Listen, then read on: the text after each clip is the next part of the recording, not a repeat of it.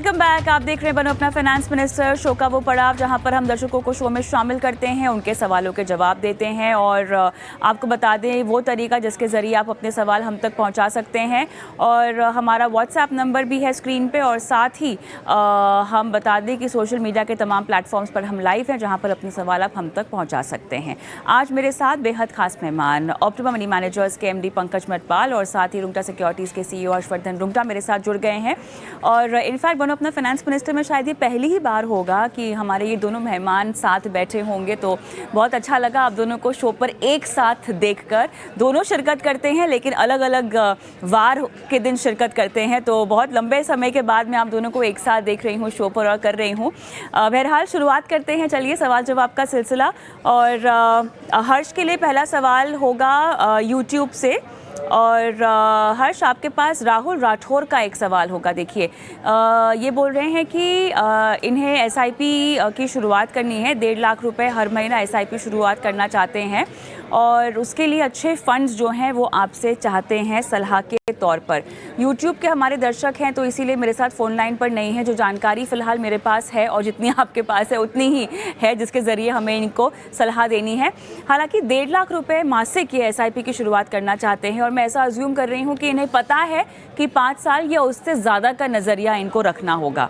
इस सूरत में किस तरह के फंड्स इन्हें मौजूदा समय में, एक तो 1.5 लाख काफ़ी बड़ी राशि है अगर देखा जाए जिसके लिए इनको अपनी SIP की शुरुआत करनी है, तो 1.5 लाख रुपए की अगर SIP जो करता है तो वो कितना रिस्क ले सकता है, किस तरह के फंड्स ले सकता है, कितने फंड्स उनको लेने चाहिए, बताइए हर्ष।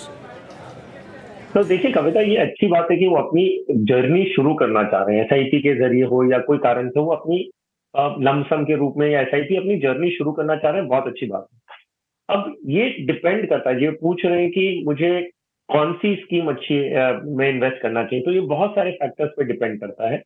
एक ऑफ कोर्स ये है कि आपकी मंथली इनकम कितनी है, आप एक्सपेंसेस कितने हैं और कितना आप बचत कर सकते हैं, आपके टाइमलाइन क्या है, आपका रिस्क प्रोफाइल क्या है, बहुत सारी चीजें लगती है जब हम एक स्कीम का प्रोफाइल बना के इन्हें देते हैं।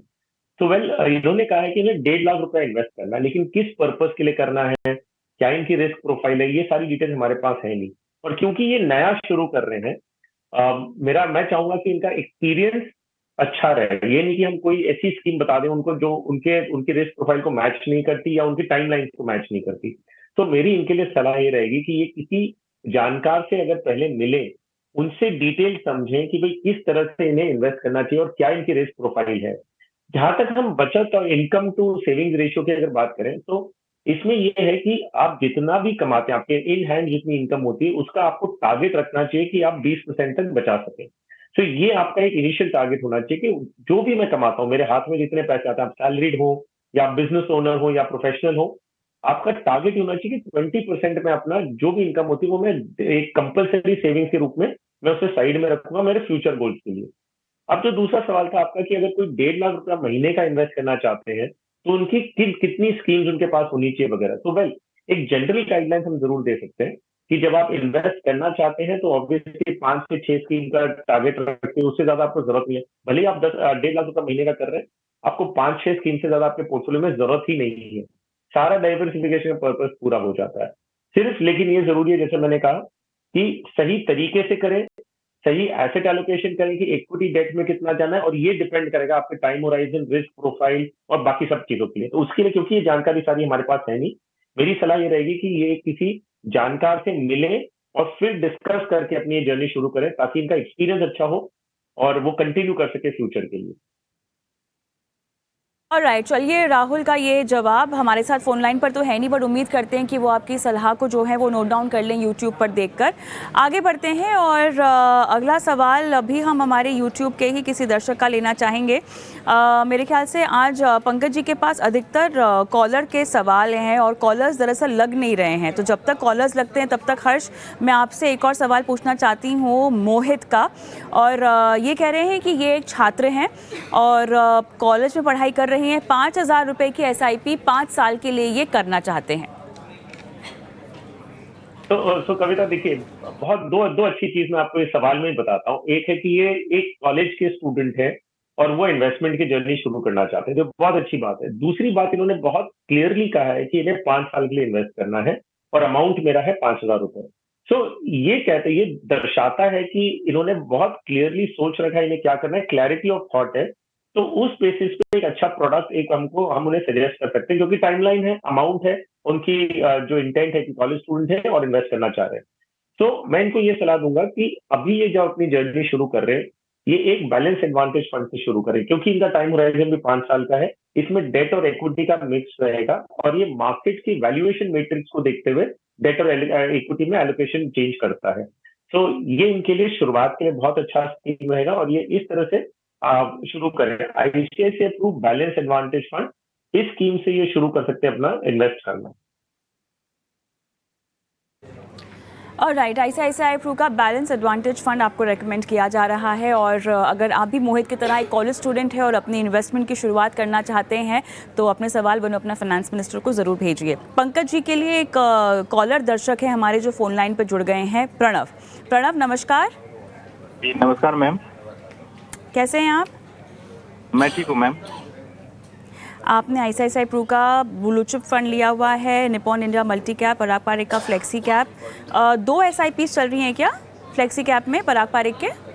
नहीं, पराग पारेख में सिर्फ एक ही फ्लेक्सी कैप चल रहा है।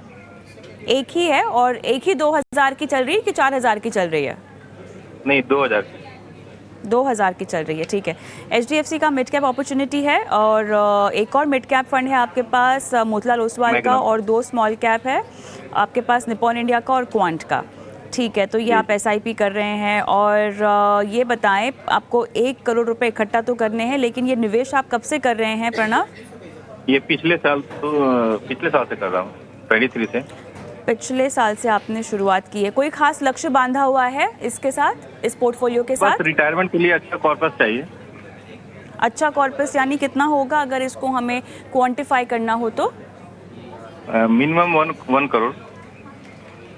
तो 1 करोड़ पर्याप्त होगा 15 साल में, क्योंकि 1 CR की वैल्यू 1 CR नहीं रह जाएगी प्रणव। अक्सर दर्शकों को हम यही समझाते हैं कि हाँ बिल्कुल। तो क्या लक्ष्य को बढ़ाना है? फिलहाल तो अभी इतना ही रखा है, मैंने सोचा है अभी 15-20 साल अभी मेरे पास है अभी। हाँ, तो एक चीज़ बताइए, 16,000 तो अभी कर रहे हैं और 8 फंड्स में कर रहे हैं, तो निवेश को बढ़ाएंगे भी ना? हाँ, स्टेप अप करूंगा, अभी तो स्टार्ट है, उसके बाद करूंगा आगे। चलिए, बहुत बढ़िया। चलिए, तो पंकज जी फंडामेंटली ये सही राह पर जा रहे हैं और हो सकता है अपने गोल को रिवाइज करें आगे बढ़कर, पर फिलहाल 16,000 की एसआईपी और 8 फंड्स। बिल्कुल। देखिए कविता जी, आपने सही कहा कि 1 करोड़ रुपए 15 साल के बाद काफी नहीं होंगे रिटायरमेंट के लिए, तो ये बात तो तय है कि गोल बनाना होगा। दूसरी बात, 16,000 रुपीज यदि हम कैलकुलेट करें 12% के CAGR पर, तो 15 ईयर्स में करीब 76 लाख रुपीज बन सकते हैं। और क्योंकि आपने कहा कि 1 साल पहले से आपने शुरुआत की इन्वेस्टमेंट की, तो थोड़ा और ज्यादा हो सकता है, बट फिर भी 1 करोड़ रुपए इकट्ठा करने के लिए भी आपको अमाउंट लाना होगा। और जैसा हम लोग कह रहे हैं कि 1 करोड़ काफी नहीं होंगे, उस बात को ध्यान रखते हुए जब भी पॉसिबल हो, इस वक्त पर ठीक है आपने शुरुआत की है, लेकिन समय के साथ आप इन्वेस्टमेंट अमाउंट को बढ़ाते रहिए ताकि आप बड़ी पूंजी इकट्ठा कर सकें। और साथ में आपने ये भी कहा है कि 20 ईयर्स तक भी आप इसे आगे लेके जा सकते हैं, तो मुझे उम्मीद है कि आप अपने गोल को अचीव कर पाएंगे। और फंड्स वैसे तो काफी हैं और वेल डाइवर्सिफाइड भी है पोर्टफोलियो आपका, लेकिन क्योंकि स्कीम्स जो आपने चुनी हैं वो अच्छा परफॉर्म कर रही हैं, तो मैं इस वक्त पर ये नहीं कहूंगा कि कोई स्कीम आप बंद कीजिए, लेकिन रिव्यू करते रहिए टाइम टू टाइम अपने पोर्टफोलियो को। और जब कभी ऐसा लगे कि कोई स्कीम से आपको निकलना है, तो स्कीम ऐड करने के बजाय आप इन्हीं स्कीम में थोड़े बदलाव करके पोर्टफोलियो को छोटा करने की कोशिश करें। इस वक्त पर ये पोर्टफोलियो जो है वो वेल डाइवर्सिफाइड है, परफॉर्म कर रहे हैं, इसके लिए आप बने रहें। ऑल द बेस्ट, ये आपको सलाह आती हुई प्रणव। आगे बढ़ते हैं और अगले दर्शक का सवाल मैं लूँगी। मेरे ख्याल से मयूरेश मेरे साथ फ़ोन लाइन पे हैं, जो कि हर्ष से अपना सवाल पूछना चाहेंगे। मयूरेश नमस्कार। हाँ नमस्कार, गुड इवनिंग। Good evening. आपने 2 पोर्टफोलियो, अच्छा आपने एक ही पोर्टफोलियो भेजा है। एक फ्लेक्सी कैप है पराग पारेख का, SBI का Contra, Kotak emerging equity, Canara bank का ब्लू चिप और कोटक का स्मॉल कैप है आपके पास जी। और 2.5 करोड़ 15 साल में फिलहाल आपकी एसआईपी जो है वो 35,000 की है, राइट? कोई और बदलाव आपके सवाल में नहीं ना? नहीं, यही मेरा चल रहा है 1 साल से, ठीक। तो मुझे ओके, 1 पूछना साल है। से चल रहा है। ठीक, ठीक, बढ़िया। ओके, हर्ष, फंड्स के लिहाज से ठीक सिलेक्शन? जी हाँ, तो मयूरेश, आपके जो सारी स्कीम्स हैं वो अच्छी हैं, और इन स्कीम्स में जो आपका एलोकेशन है कि आपने large, mid, flexi, small cap जिस तरह से एलोकेशन किया है वो भी ठीक है। तो आप ये मौजूदा जो भी आपके फंड्स हैं वो आप कंटिन्यू कर सकते हैं। सिर्फ एक ऑब्जर्वेशन रखिएगा कि आप कैनरा ब्लू चिप फंड अपने आप में बहुत अच्छा फंड है, कोई डाउट नहीं है। सिर्फ ये कि एक लार्ज कैप कैटेगरी में हम देखते हैं कि अक्सर इंडेक्स फंड्स को बीट करना मुश्किल हो जाता है। तो आप इस फंड को, जो लार्ज कैप फंड है आपका कैनरा ब्लू चिप फंड, इसको अंडर ऑब्जर्वेशन रखिए, 2 साल तक इसे देखिएगा। अगर इसे ऐसा लगता है आपको कि ये इंडेक्स को बीट नहीं कर रहा है, तब आप एक इंडेक्स फंड में स्विच कर लेना। सिर्फ यही आपके लिए बदलाव, एक ऑब्जर्वेशन रादर अपने पोर्टफोलियो में रखिएगा। जहां तक आपके लक्ष्य का सवाल है, आप अगर 35,000 रुपए इन्वेस्ट कर रहे हैं और हम अगर 12% का CAGR अनुमान लगाते हैं, तो आप 15 साल में करीबन 1,70,00,000 एक्सपेक्ट कर सकते हैं, जहां टारगेट आपका 2.5 करोड़ का है। अगर आप 2.5 करोड़ अक्यूमुलेट करना चाहते हैं तो आपको करीबन 50,000 रुपए महीने का इन्वेस्ट करना होगा, तब आप अपने लक्ष्य के पास आएंगे। तो कोई हर्ज नहीं, अभी आप 35,000 कर रहे हैं, जैसे जैसे आपकी इनकम बढ़ती है और आगे बढ़ते जाते हैं, अगर आप SIP बढ़ा सकते हैं तो इसे बढ़ा के आगे बढ़ते हुए अपनी SIP को 50,000 तक लेके जाइएगा। All the best. आगे बढ़ते हैं, और मेरे ख्याल से स्वप्निल है फोन लाइन पर जो पंकज जी से सवाल पूछना चाहेंगे। स्वप्निल, नमस्कार। हेलो स्वप्निल, हाय, आपको मेरी आवाज़ आ रही है? हाय। हाँ हाँ, मुझे आ रही है। आपको आ रही है मेरी आवाज़? आपकी बिल्कुल क्लियरली। 86,000 की SIP है या ये लमसम इन्वेस्टमेंट्स है फंड्स में? सॉरी मैम, आप फिर से पूछेंगे? मैं आपसे पूछ रही हूँ कि 86,000 की जो आपका अमाउंट है, ये SIP है या ये आपने लमसम पार्क किया हुआ है फंड्स में? ये मेरा SIP है पर मंथ का। ओके, ठीक है। तो आपके पास एक लार्ज कैप है निप्पॉन इंडिया का, SBI magnum mid cap, Nippon India small cap, ABSL equity advantage, ABSL flexi cap, Nippon India focused equity, ये आपके फंड्स हैं? करेक्ट, हाँ। और जो लास्ट में जो आपने 3 बोले हैं मैम, वो मैं 5 साल से कर रहा हूँ, और जो पहले 3 है वो मैंने अभी 1 साल से स्टार्ट किए हैं। और मेरा एम मैंने आपको लिखा है कि I have a plan of accumulating around 5 crore in 5 crore. Perfect, okay, चलिए ठीक है। पंकज जी, बहुत ज़्यादा बदलाव तो शायद नहीं करना होगा इनको अपने पोर्टफोलियो में? बिल्कुल ज्यादा बदलाव की जरूरत नहीं है, लेकिन फिर भी यहाँ पर एक फंड मैं कहूंगा कि आदित्य बिरला सन लाइफ इक्विटी एडवांटेज फंड, जो कि एक large and mid cap fund है, और फंड की परफॉर्मेंस के हिसाब से भी और बाकी जो फंड्स आपके पोर्टफोलियो में हैं उनको ध्यान में रखते हुए मेरी सलाह होगी कि इस फंड से आप निकल जाएं। और इसके बजाय, क्योंकि आपके पोर्टफोलियो में इंटरनेशनल फंड नहीं है, तो आप आदित्य बिरला सन लाइफ का ही NASDAQ 100 fund of fund scheme जो है उसे शामिल कर लें। तो एक आप चेंज करें, बाकी फंड सभी अच्छे हैं आपके पोर्टफोलियो में। लेकिन हाँ, एक बात जरूर है, 86,000 की SIP के बाद भी जो आपका टारगेट है उसे हासिल करने के लिए आपको थोड़ा बढ़ाना पड़ेगा अपने इन्वेस्टमेंट, क्योंकि मैं अगर 12% के CAGR पर कैलकुलेट कर रहा हूं तो करीब 2,65 लाख रुपीज इकट्ठा हो सकते हैं 12 ईयर्स में। और आपने कहा है 5 करोड़, तो आपको SIP अमाउंट को बढ़ाना होगा। आप समय के साथ या तो स्टेप अप करें, पहले सेटअप कर लें कि स्टेप अप करना है और हर साल बढ़ता रहेगा। अदरवाइज आप जब भी आपकी इनकम बढ़े, जब भी पैसे हो, तब आप अपने इन्वेस्टमेंट अमाउंट को बढ़ाते रहें। ऑलराइट, चलिए स्वप्निल, ऑल द बेस्ट। और इस बीच विकास मेरे साथ फोन लाइन पर जुड़ गए हैं। हाय विकास, गुड इवनिंग, कहाँ से बोल रहे हैं? हाँ, मैं बड़ौदा से बोल रहा हूँ। हाँ, गुड इवनिंग। ओके, और आपने जो फंड्स का चुनाव किया है उसमें आपके पास HDFC top 100, Kotak emerging equity, SBI का small cap, HDFC multi cap, ICICI Pru multi asset, SBI contra, HDFC defence, कुल 7 फंड्स में है आपकी जो SIP चल रही है? 7 फंड है मैडम। 20,000 की SIP है, राइट? हाँ हाँ हाँ। और इस पोर्टफोलियो में आपको कितना समय और देना है? मैडम 10 इयर्स का मेरा इन्वेस्टमेंट होराइजन है, और मेरे को करीब 60 लाख।